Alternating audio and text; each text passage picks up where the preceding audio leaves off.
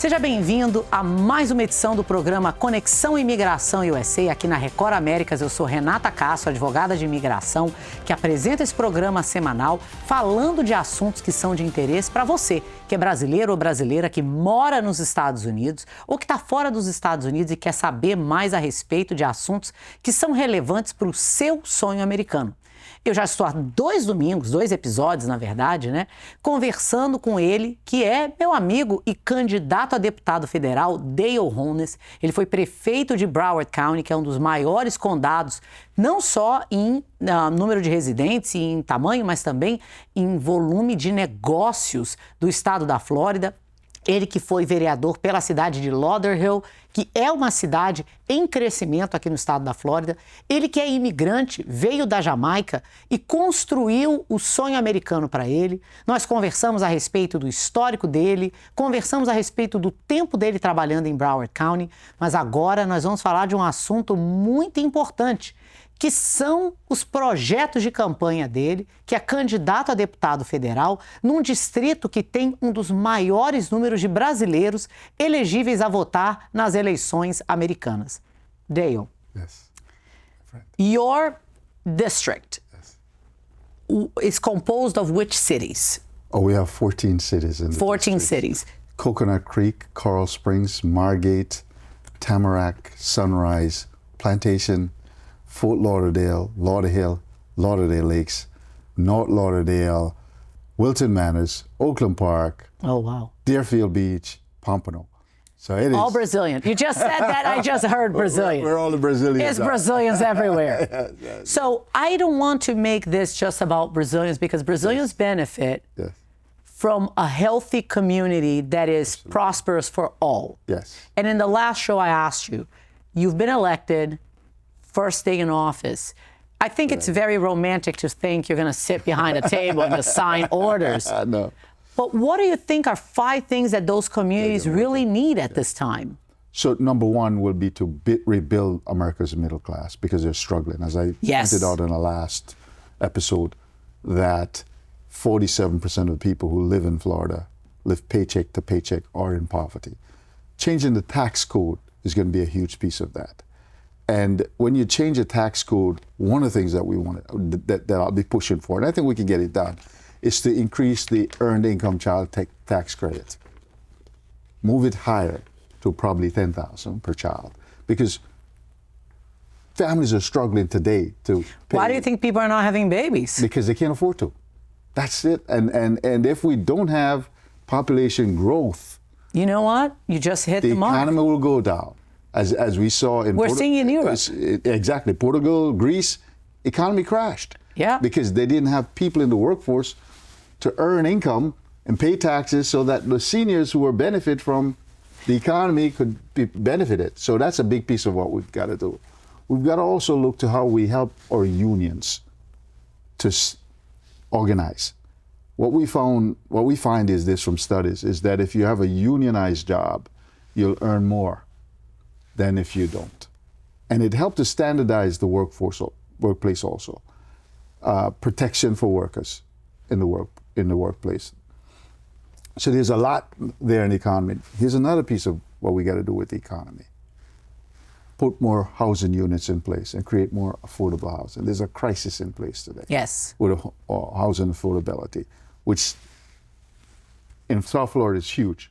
It's a major problem. It is. We are actually the number one housing crisis market when it comes to affordability in the entire United States. I have a friend that says it's New York costs with Alabama wages. I don't know if it's quite as bad as Alabama, but it is New York prices, yes, with prices income that doesn't match No. the New York rate. So that's a big piece of what we've got to do.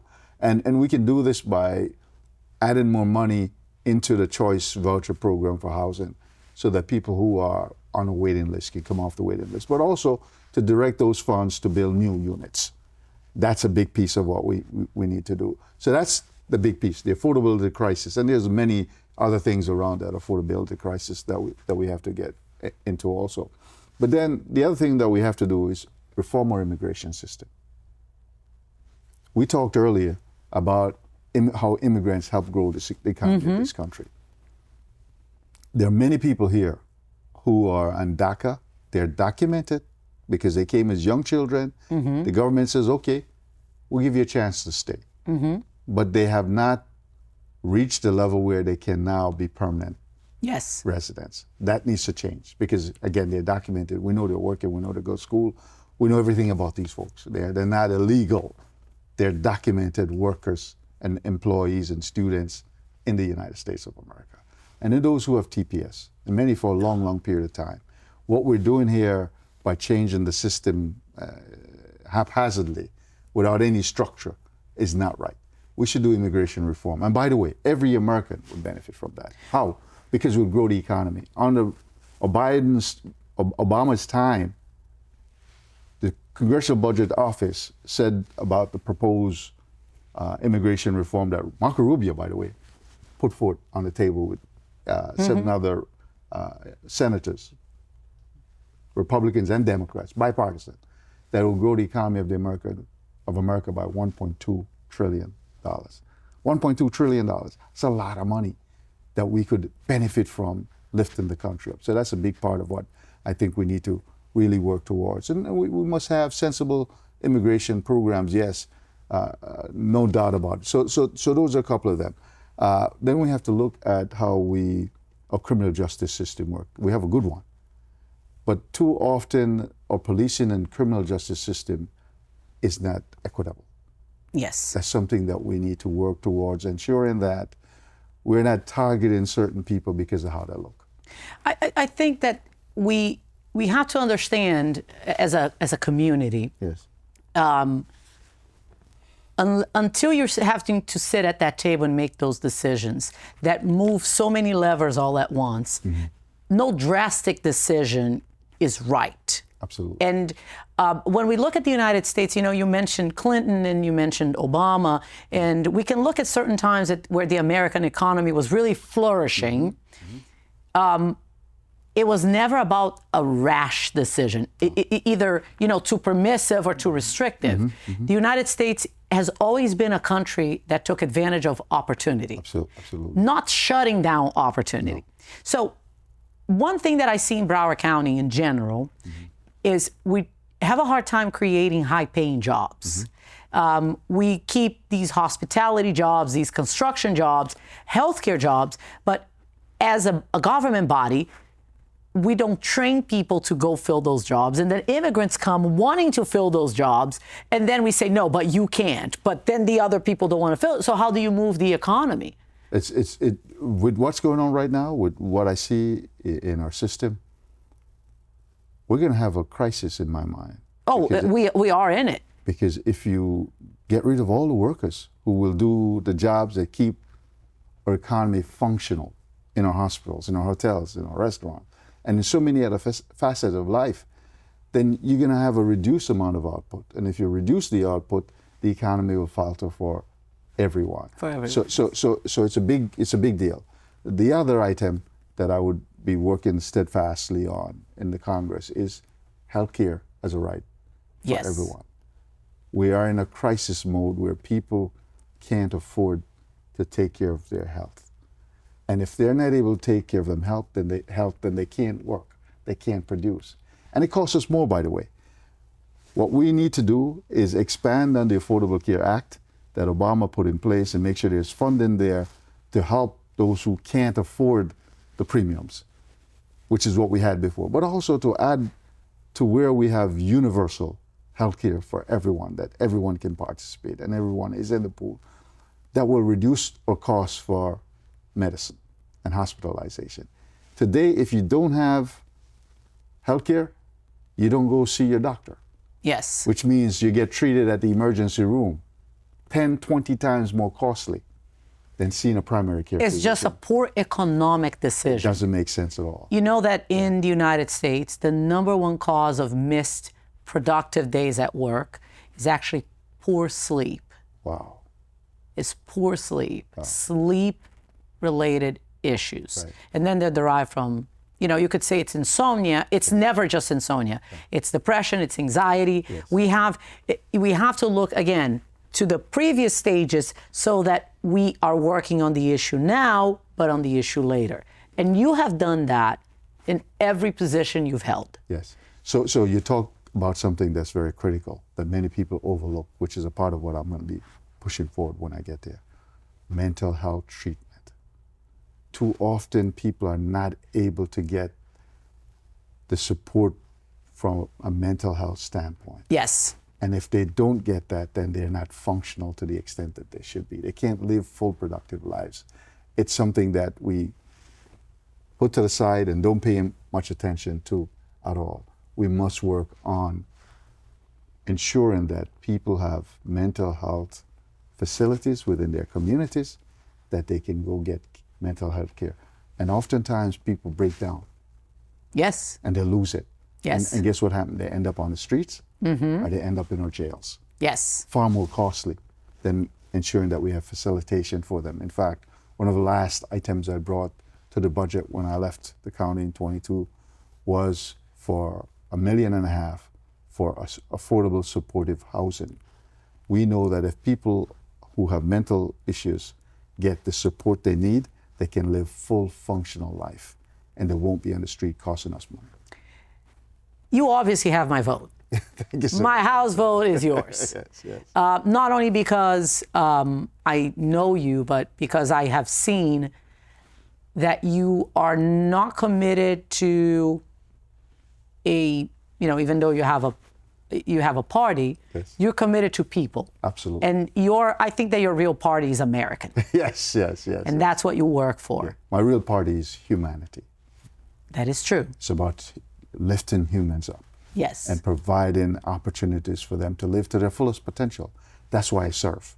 I serve people, not parties, not ideologies, but people. How do we work together to strengthen the lives of humans so that they can live to their fullest potential? And I think, hopefully, we will go into a more sane political cycle We will. where we're talking about policies Exactly. and not personal attacks. Exactly. For those who want to know more about you and hopefully vote for you, Yes. how can they learn more about your policies? Tell us about voting dates that are key for your district. So you can go to my website, wholnessforcongress.com,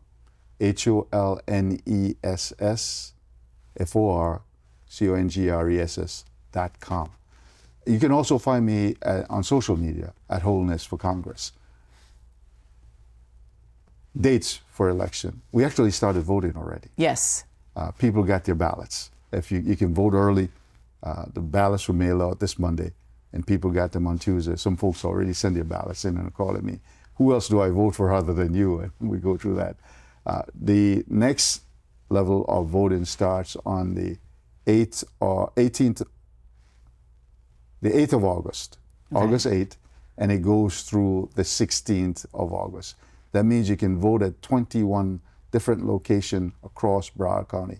And then the final date of vote is August 18th. I was rushing to the final Yes. date. August 18th is the final day to vote. And let me explain to folks this. The 21 early voting sites will not act as a voting site on election day.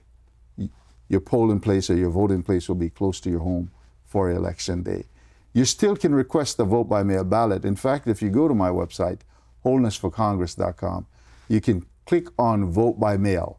And that vote by mail link will take you directly to the supervisor of elections office. It's a simple process to vote by mail. It's easy, it's convenient, and actually the best way. And especially if English is your second language, you get a chance to read through everything in advance. And you can take the ballot with you when you go to vote. If you want to personally go to vote, that you don't trust the mail or what have you, but I trust the mail. If you mail it early enough, I vote by mail. get there. That's the best way to vote, by mail.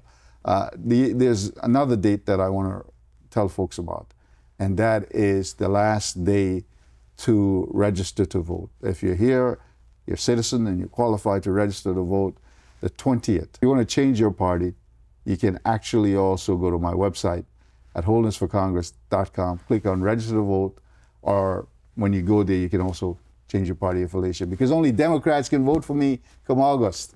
Yes. If you're not a Democrat, you're not able to vote for me in this primary election. This is the first election, and then there's an election in November. And by the way, whoever win the Democratic primary election will win the election in August because it's a 30% plus Democratic district. Dale, you have my vote. Yes, thank and you. I hope that very soon we'll be here celebrating your platform as our elected U.S. representative. Thank you so I'm so proud of you. Thank you. Thank you for being my friend.